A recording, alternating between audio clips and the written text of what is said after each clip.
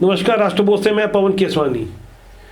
छत्तीसगढ़ में भारतीय जनता पार्टी के कई बहुत बड़े बड़े कद्दावर नेता हैं जो कभी मंत्री रहा करते थे, लेकिन लगता है कि आजकल उनके पास कोई खास काम नहीं है, इसलिए उन्होंने अपना कुछ अलग ही काम खोज लिया है। जब छत्तीसगढ़ में मंत्रिमंडल का गठन हुआ था, वो एक ऐसा प्रत्याशित मंत्रिमंडल था जिस पर राजनीतिक पंडित भी कयास नहीं लगा पा रहे थे, जिसकी परिणति ये रही कि धर्मलाल कौशिक हो, अजय चंद्राकर हो, पुन्नूलाल मोहिले हो या विक्रम उसेंडी हो, यानी अच्छे अच्छे धुरंधरों को मंत्रिमंडल में जब जगह नहीं दी गई तो उसकी परिणति ये रही कि 2 साल बाद भाजपा के उन्हीं बड़े बड़े दिग्गजों के मुंह से ऐसे ऐसे बयान निकल रहे हैं, कहीं ना कहीं पार्टी संगठन को बैकफुट में आना पड़ रहा है।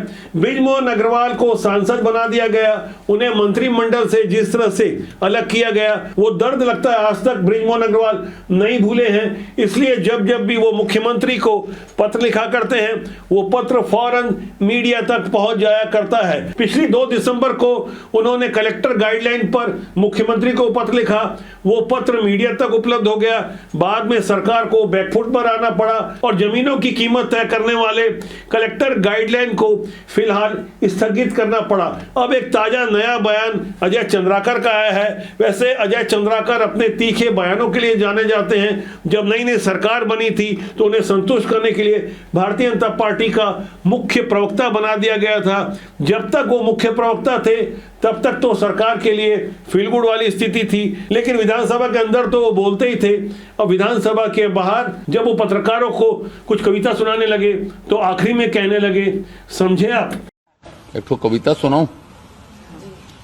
ये मोहब्बत और भ्रष्टाचार कभी खत्म नहीं होते, केवल बाबू बदल जाते हैं। समझ रहे हो कि नहीं समझ? तो साहब पूछ रहे थे, समझ रहे हो ना आप? समझ तो आप भी गए होंगे और जिन्हें समझाना था वो भी अच्छी तरह समझ चुके हैं। लेकिन अजय चंद्राकर के बयान को कांग्रेस ने अपने नजरिए से समझा, इतना ज्यादा समझा कि चुप चुप से रहने वाले नेता प्रतिपक्ष चरणदास महंत को भी बोलने का मौका मिल गया। चरणदास महंत ने भी ऐसे समय में बयान दिया है जब बृजमोहन अग्रवाल सरकार को सलाह दे रहे थे कि चूहों को पकड़ने के लिए सरकार को बिल्ली का इंतजाम करना पड़ेगा। मेरे को लगता है सरकार अब चूहों के इलाज के लिए बिल्ली की व्यवस्था करेगी। इंसान बाहर वालों से तो लड़ सकता है, लेकिन घर की अंदर की लड़ाई उसे खुद ही लड़नी पड़ती है। और भारतीय जनता पार्टी के पास भी छत्तीसगढ़ में कुल मिलाकर ऐसे ही हालात हैं। अजय चंद्राकर हो या बृजमोहन अग्रवाल, भारतीय जनता पार्टी छत्तीसगढ़ में इतना बड़ा नाम है कि इनके बारे में भाजपा के अच्छे अच्छे धुरंधर सार्वजनिक रूप से सोच समझकर बयान देते हैं। ऐसे माहौल में मौका मिल गया नेता प्रतिपक्ष चरणदास महंत को ये समझाने लगे।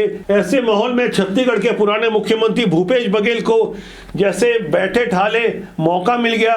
भ्रष्टाचार और घोटाले के मामले में भूपेश बघेल हमेशा से बैकफुट पर रहे हैं। जब उनका इकलौता लड़का जेल घोटाले मामले में हाल में ही जेल से छूट कर आया है और खुद भूपेश बघेल भी महादेव सट्टा वाले मामले में पहले से नामजद आरोपी हैं। उनके सहयोगी मंत्री कवासी लखमा भी जेल में हैं। एक नहीं कई मामलों में भूपेश बघेल घपले घोटालों के आरोपी हैं। ये मामले सैकड़ों नहीं हजारों करोड़ के बताए जाते हैं, लेकिन छत्तीसगढ़ में जो 30 करोड़ का कथित रूप से धान गायब हुआ है, वहां कवर्धा के एक अधिकारी ने जब कहा कि चूहे और परिंदे खा गए होंगे, इस पर चूहे वाली बात को मानो भूपेश बघेल ने संजीवनी की तरह प्राप्त कर लिया। तभी तो वो कोई मौका नहीं छोड़ते।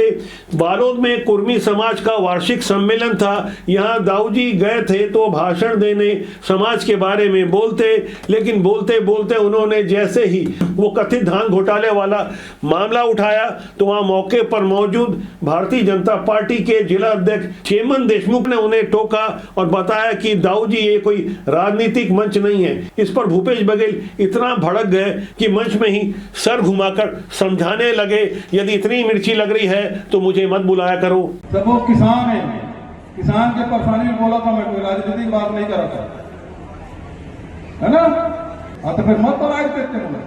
बहुत मिर्ची लगा दे तो हमारा टोका लगवा दे, हमारे धान ले बेचवा दे, कारण नहीं बोलूं समाज में। भला मौका मिला हो तो भूपेश बघेल कहां चुप रहने वाले थे।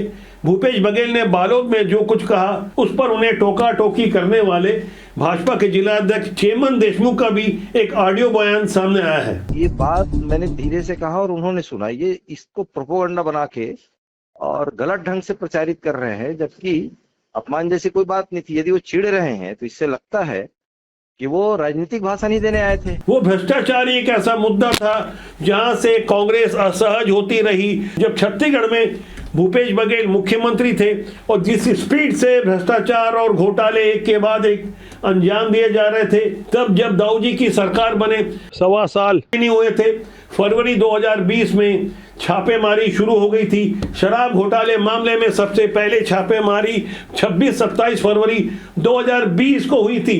भूपेश बघेल की अपनी उप सचिव सौम्य चौरसिया से लेकर भूपेश के बेहद खासम खास, जिन्हें उन्होंने अज्ञात प्रभाव से महापौर बनाया था, उस एजाज ढेबर के घर पर भी छापेमारी हुई थी। वो छापेमारी तो इनकम टैक्स की थी। उसके बाद ईडी ने जिस तरह से पन्ने खोलने शुरू किए तो एक एक कर वो लिस्ट लंबी होती चली गई। उद्योगपति कारोबारियों के लिए किस तरह से उस समय की सरकार कर रही थी, खासकर सीजीएमएससी का मामला, जिस पर अब जाकर बड़ी बड़ी गिरफ्तारियां हो रही है, कई चेहरे बेनकाब हो रहे हैं। इनके बारे में मैं आगे बताऊंगा, लेकिन अब जब मौका मिल गया है तो नेता प्रतिपक्ष चरणदास महंत भी समझाने लगे कि कौन किसके लिए किस तरह से काम करता है। जब भाजपा के अपने ही बड़े बड़े दिग्गज भ्रष्टाचार जैसे संवेदनशील विषय पर ऐसी तीखी और तल्ख टिप्पणी करेंगे तो भला चरणदास महंत कहाँ चुप रहने वाले थे। ये लोग दुखी, अपने आप से दुखी, पार्टी से दुखी लोग हैं, कुछ भी कहते रहते हैं। बड़े बड़े उद्योगपति को ये पैसे की छूट दिलाते हैं, सब्सिडी दिलाते हैं और पिछले दरवाजे से उनसे पैसे वसूल करते हैं। ये तो रिकॉर्ड में है, तो भ्रष्टाचार का आरोप हम पर कैसे लगा सकते हैं। हमारे देश की सड़ी हुई न्याय व्यवस्था से अपराधी अच्छी तरह से वाकिफ हैं। वो जानते हैं कि कानूनी दांवपेच का कैसे इस्तेमाल कर कैसे बच जाना है। शायद यही कारण रहा कि उत्तर प्रदेश की सरकार ने जब से ऑपरेशन लंगड़ा चलाया तो वहाँ लगभग गुंडागिर्दी और खासकर महिलाओं के साथ छेड़छाड़ जैसी घटनाएं रुक सी गई है। भले ही ये तरीका सैद्धांतिक रूप से गैर कानूनी लगता हो, लेकिन व्यवहारिक रूप से जिस तरह से अमन शांति उत्तर प्रदेश में कायम हुई है, उससे बाकी राज्यों की पुलिसों ने भी सबक लिया है। बुलडोजर एक्शन होने लगा है, लेकिन ऐसी सकारात्मक पहल से भ्रष्टाचारियों ने भी कुछ सीखा है। जब उन्हें लगे कि वो फंसने वाले हैं तो वो ऑफिस में आग लगा देते हैं। ऐसा देश के अलग अलग इलाकों में होता रहा है, ये कोई नई बात नहीं है। वो अलग बात है कि कभी सबूत सामने नहीं आते तो ये मान लिया जाता है कि आग स्वाभाविक रूप से लगी है। अब जब रायपुर के जिला शिक्षा अधिकारी कार्यालय में आग लगी तो भला कांग्रेस के प्रदेश अध्यक्ष दीपक बैज भी कहाँ चुप रहने वाले थे। उन्हें अच्छी तरह से मालूम है कि उनकी पार्टी की कोई सबसे कमजोर कड़ी है तो वो है घपले घोटाले, जिसकी कोई सबसे कमजोर कड़ी है तो वो है भूपेश बघेल। हालांकि दीपक बैज कभी उनका नाम लेकर इस मुद्दे पर बात नहीं करते। जब जब अक्सर प्रश्न पूछा जाता है तो वो टाल दिया करते हैं। खैर, फिलहाल उन्हें मौका मिला है, आग लगी है तो कारण भी बताएंगे। ये आग लगी नहीं, ये आग लगाई गई है और कहीं न कहीं पूरी करप्शन को छुपाने के लिए आग लगाई गई है और जांच सिर्फ खानापूर्ति है। बहुत सारे विभागों में अभी आग और लगना बाकी है। भ्रष्टाचार जैसे संवेदनशील मुद्दे पर अब जाकर कांग्रेस धीरे धीरे बोलने लगी है। यहाँ लोग प्रश्न खड़ा कर रहे हैं, खासकर सोशल मीडिया में दो राय बटी हुई है। पहले जितने आरोप लगे थे वो सैकड़ों हजारों करोड़ के थे। अब जब मौजूदा सरकार पर भी आरोप लग रहे हैं, जब उनके अपने ही प्रश्न खड़ा करने लगे, खासकर बृजमोहन अग्रवाल ने भारत स्काउट गाइड की राज्य इकाई का अध्यक्ष होने का दावा करते हुए जमूरी के खर्चे को लेकर जब प्रश्न उठाए तो इस पर जांच बिठा दी गई। अब सफाई भी आने लगी है। जगह घोटाला चिल्ला रहे थे, पकड़ में आ गया, टाए टाए फीस कुछ नहीं है। अब जम्बूरी में आप देखिएगा जांच होगी, पिक्चर चालू है, देखते रहिए दीपक बैज जी, कोई बचने वाला नहीं है। मौजूदा हालात में छोटी छोटी तुहमतें भारतीय जनता पार्टी को इसलिए ज्यादा चुभ रही है क्योंकि भाजपा से उम्मीद की जाती थी कि ये सुचिता और सुशासन की सरकार है। यदि कोई आदतन अपराधी अपराध करे तो समाज स्वीकार कर लेता है, लेकिन जो व्यक्ति अपराध रोकने के लिए लोगों को प्रेरित करता हो, यदि उसके मुंह से कोई एक अपशब्द भी निकल जाए तो जाहिर तौर पर उसकी चर्चा ज्यादा होगी, जितनी अपराधी की होती थी उससे भी कहीं ज्यादा। ऐसे ही हालात भारतीय जनता पार्टी के लिए छत्तीसगढ़ में है, इसलिए अब सफाई देना पड़ रहा है। वो भी इसलिए क्योंकि भारतीय जनता पार्टी के अपने ही बड़े बड़े नेता खुल के न सही इशारों में बहुत कुछ कह दे रहे हैं और ऐसी इशारों की भाषा को फौरन कांग्रेस के नेता लपक भी ले रहे हैं। लेकिन इसका ये कतई मतलब नहीं है जो पुराने पाप और भ्रष्टाचार किए गए हैं वो ढक जाएंगे।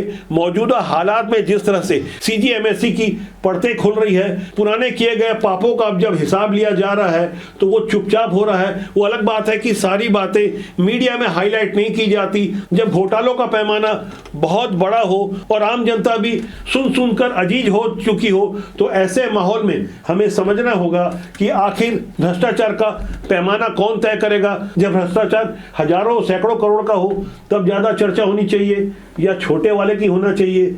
पाप तो पाप है, भ्रष्टाचार तो भ्रष्टाचार है। फिलहाल यदि मैं CG-MSC की बात करूं तो इसका ताजा अपडेट यह है कि ACB और EOW ने 3 नए आरोपियों को गिरफ्तार किया है, जिसमें दुर्ग की मोक्षित कॉर्पोरेशन के संचालक शशांक चोपड़ा सहित 5 लोग गिरफ्तार हो चुके हैं। गिरफ्तार किए गए नए आरोपियों में records and Medicare system private limited Panchkula के डायरेक्टर अभिषेक कौशल, श्री शारदा इंडस्ट्री रायपुर के प्रोप्राइटर राकेश जैन और रिकॉर्ड्स एंड मेडिकेयर सिस्टम के लाइजनर प्रिंस जैन, जो कि शशांक चोपड़ा के जीजा हैं, इन्हें गिरफ्तार किया गया है। इन पर आरोप है कि इन्होंने फर्जी दस्तावेजों के आधार पर टेंडर भरा था। इन 3 नए आरोपियों की गिरफ्तारी 18 जनवरी को की गई है, वो भी तब जब शशांक चोपड़ा ने राज उगलने शुरू किए। धीरे धीरे ऐसा माना जा रहा है कुछ बड़े नेताओं पर भी जांच की आंच आएगी। यहाँ सबसे ज्यादा गौर करने वाली बात यह है, भूपेश बघेल ने मुख्यमंत्री रहते छत्तीसगढ़ के दुलरुआ बेटा की अपनी इमेज बनाने के चक्कर में एक हमर लैब नाम की योजना बनाई थी। इसी हमर लैब योजना में सबसे ज्यादा भ्रष्टाचार हुआ। ऐसे में आप सोच सकते हैं क्या भूपेश बघेल मुख्यमंत्री थे और सैकड़ों करोड़ का घोटाला हो रहा था, उन्हें इसकी बिल्कुल जानकारी नहीं होगी। स्वास्थ्य मंत्री TS सिंहदेव थे, क्या उन्हें इसकी कोई जानकारी नहीं होगी? वो अलग बात है कि फिलहाल जांच की आंच यहां तक नहीं पहुंची है, लेकिन अब यकीन मान के चलिए थोड़ा सा देर है लेकिन कार्रवाई तो होगी। फिलहाल जो कार्रवाई हो रही है वो हमर लैब के मामले में हो रही है। जो नए अपडेट्स आए हैं उसके अनुसार छत्तीसगढ़ में आम जनता को मुफ्त जांच सुविधा देने के नाम पर यह हमर लैब योजना चलाई गई थी, जिसमें मेडिकल उपकरण और रीएजेंट खरीदी में भ्रष्टाचारियों को एकदम फ्री हैंड देकर उनसे जमकर भ्रष्टाचार करवाया गया। जांच में पता चला कि टेंडर प्रक्रिया में मोक्षित कॉर्पोरेशन को साफ तौर पर लाभ पहुंचाने के लिए रिकॉर्डर्स एंड मेडिकेयर सिस्टम और श्री शारदा इंडस्ट्रीज ने फर्जी दस्तावेजों के आधार पर टेंडर भरा और टेंडर प्रक्रिया के दौरान ये तीनों फर्मों ने आपस में मिलकर मिलीभगत करते हुए प्रतिस्पर्धा को प्रभावित किया और कार्टेल बनाकर एक जैसे पैटर्न में टेंडर भरे। जांच में यह भी पता चला कि जो सामान सप्लाई किए गए उनके उत्पादों का विवरण, पैक साइज, रीएजेंट और कंज्यूमेबल्स की जानकारी तीनों फर्मों की ओर से लगभग एक जैसे दी गई थी और टेंडर की दरें भी लगभग समान पैटर्न पर कोट की गई थी, जिसमें सबसे कम दर मोक्षित कॉर्पोरेशन ने और उसके बाद RMS और श्री शारदा इंडस्ट्रीज ने दरें भरी थी। इस मिलीभगत के चलते मोक्षित कॉर्पोरेशन ने CG-MSC के MRP से भी 3 गुना ज्यादा कीमत पर सामग्रियां आपूर्ति की, जिससे शासन को लगभग 550 करोड़ का नुकसान हुआ। अब आपको यहाँ यह जानकर और भी हैरानी होगी, सरकार बने 1 साल हो चुके थे। दिसंबर 2024 में CG-MSC के घोटाले की जानकारी पूर्व गृह मंत्री नंकीराम कंवर ने प्रधानमंत्री ऑफिस को दी और PMO से जब निर्देश मिला उसके बाद रायपुर में EOW एक्टिव हुई और फौरन 5 लोगों के विरुद्ध FIR दर्ज कर लिया गया। EOW को जांच के दौरान जो दस्तावेज पत्र मिले उसे पता चलता है कि CG-MSC के बड़े बड़े अधिकारियों ने पैसों के लालच में मोक्षित कॉर्पोरेशन को सिर्फ 27 दिन में 750 करोड़ रुपए का कारोबार करने का मौका दिया।